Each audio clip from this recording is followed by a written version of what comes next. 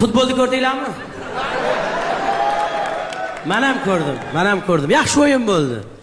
Bizni zo'r ikkita golimizga raqiblar arzimagan 3 ta javob qaytarishdi. Tayyor g'alabani berib qo'ydik. 80-minutgacha yutib o'tiruvdi. Nomard. Ha yutib turibsan. Ha kopta o'yini bizga bermaysanmi? Yor bormaymizmi yutuvimizda qolmaydi. Landavur ish yoqmas lappashanglar. Dedi Ergashaga rahmatli ustoz. O'sha o'yin bo'ldi-da. Biz ham futbol nima uchun rivojlanmayapti? Chunki ozgina hamjihatlik yo'q deb o'ylayman men. Ozgina bir-biriga bo'lgan hurmat, bir-biriga masalan futbol baribir jamoaviy o'yinda, u bir kishi o'ynamaydi uni, ko'pchilik o'ynaydi. U yerda masalan men o'zim bo'lay desa, agar hech qachon yutqizadi u. Bu jamoaviy o'yin futbol. Mana jahon futbol yulduzi, dunyo futbol yulduzi Cristiano Ronaldo to'pga yeta olmasa, mana muxlislari bormi Cristiano'ni? Mana muxlis bor, ya'ni Ronaldoga. To'pga yeta olmasa, Ronaldo tez yuguradi.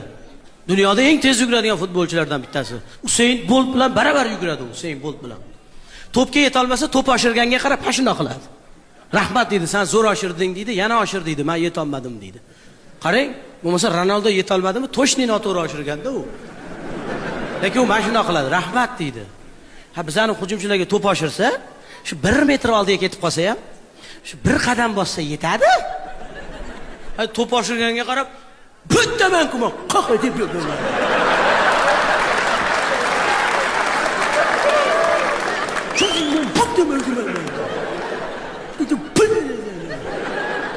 Misal to'p oshirgani pashole.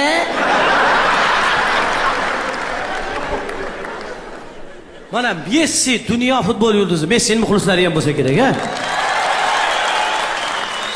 Bor ekan. Bir kun qiyshiq tepdi. Qiyshiq tepdi Messi. Messi uchun bichiga qiyshiq tepmaydi. U qiyshig'i ham ja qiyshiq emas.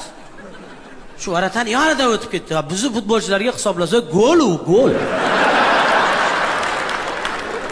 Sal varatan yonidan o'tib ketuvdi, butun jamoadan uzr so'radi, stadiondan uzr so'radi, mana shuna qildi. Kechiringlar, meni aybim dedi. 10 ta bolaga qarab mana shuna qildi. Meni kechiringlar dedi. Raqiblardan ham kechirim so'radi, kechiringlar meni dedi. Bizning hujumchilar bitta o'yinda 50 marta qiyshiq tepadi, biron marta uzr so'ramaydi. Birovni mehnatdan borib qiyshiqqa tepib qayta bezrayib qaytib keladi. Uyalish ham yo'q. Betim qotib ketgan, qalin bo'lib ketganda. Meni betimdan ham qattiq bo'lsa kerak shularning beti. Birovni mehnatini borib qiyshiqqa tepib qo'yib, tirjayib qaytib kelaveradi. Indamasdan. Kerak bo'lsa yana olib kelib berasan deydi.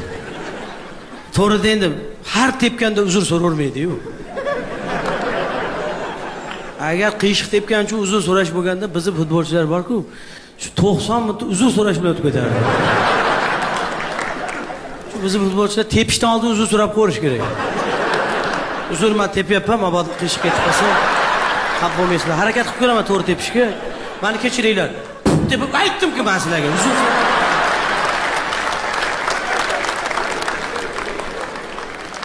Mana chet elda futbolchini almashtirsa, xafa bo'ladi. Ko'rganmisizlar?